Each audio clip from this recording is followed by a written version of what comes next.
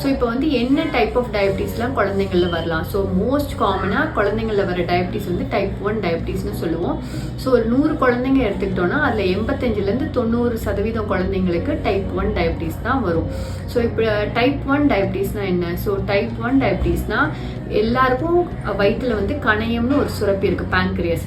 So அந்த பேங்க்ரியஸ்லேருந்து தான் இன்சுலின்னு ஒரு ஹார்மோன் வரணும். அந்த இன்சுலினுங்கிற ஹார்மோனோட வேலை என்னதுன்னா ரத்தத்தில் சக்கரை அளவை நார்மலாக வச்சுக்கிறது தான் அந்த இன்சுலின் ஹார்மோனோட வேலை. இப்போ டைப் 1 டயபிட்டிஸில் என்ன ஆகுதுன்னா அந்த இன்சுலினுங்கிற ஹார்மோன் சுரக்க மாட்டேங்குது. ஸோ இன்சுலின் சுரக்க வேண்டிய செல்ஸ் எல்லாம் டேமேஜ் ஆகிடுது. அதுதான் டைப் 1 டயபிட்டிஸ்னு சொல்கிறோம். ஸோ இந்த டைப் 1 டயபிட்டிஸ் வந்து நான் சொன்னேன் 85-90% குழந்தைங்களுக்கு இருக்குன்னு சொன்னேன்.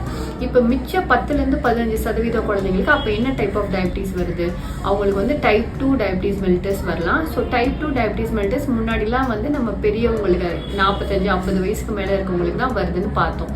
ஆனால் இப்போ உடல் பருமன் ஜாஸ்தி ஆகிட்டனால, வெயிட் ஜாஸ்தி ஆகிட்டனால இந்த குழந்தைங்களுக்கும் 12-13 இயர்ஸ் குழந்தைங்களுக்கும் நாங்கள் டைப் 2 டயபிட்டிஸ் வரதை பார்த்துட்டு இருக்கோம்.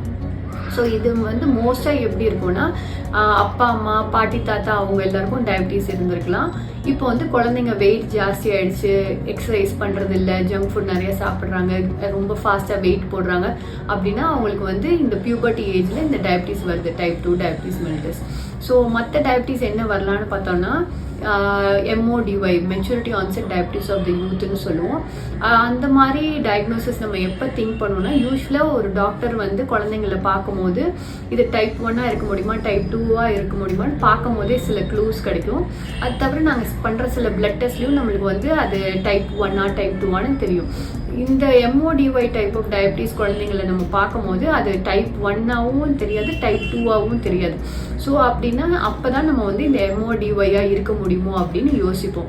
ஸோ இந்த டைப் ஆஃப் டயபிட்டிஸும் இன்னொன்று இருக்குது, நியோனேட்டல் டயபிட்டிஸ்னு சொல்லுவோம். அப்படின்னா பிறந்த குழந்தைங்கள்லேருந்து 6 மாதம்குள்ள ஏஜ்குள்ள இந்த டயபிட்டிஸ் மெல்லிட்டஸ் நம்ம டயக்னோஸ் பண்ணோன்னா அதை நியோனேட்டல் டயபிட்டிஸ்னு சொல்லுவோம். ஸோ இந்த நியோனேட்டல் டயபிட்டிஸும் இந்த MODY டைப் ஆஃப் டயபிட்டிஸும் ஜெனட்டிக் டயபிட்டிஸ்னு சொல்கிறது.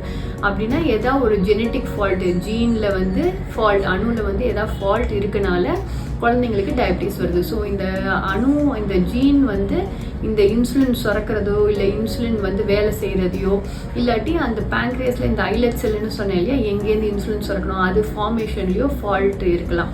அந்த டிஃபெக்ட்னால வர டயபிட்டிஸ் தான் இந்த வந்து neonatal diabetes MODY type of டயபிட்டிஸ்னு சொல்கிறது. ஸோ இந்த வேரியஸ் ரீசன்ஸ்னால டயபிட்டிஸ் குழந்தைங்களில் நம்ம பார்க்குறோம். இது வந்து என்ன டைப் ஆஃப் டயபிட்டிஸுங்கிறத கரெக்டாக நம்ம டயக்னோஸ் பண்ணி அதுக்குள்ள ட்ரீட்மெண்ட்டை நம்ம கரெக்டாக கொடுத்தா குழந்தைங்க லைஃப் ரொம்பவே ஹெல்த்தியாக இருக்கும்.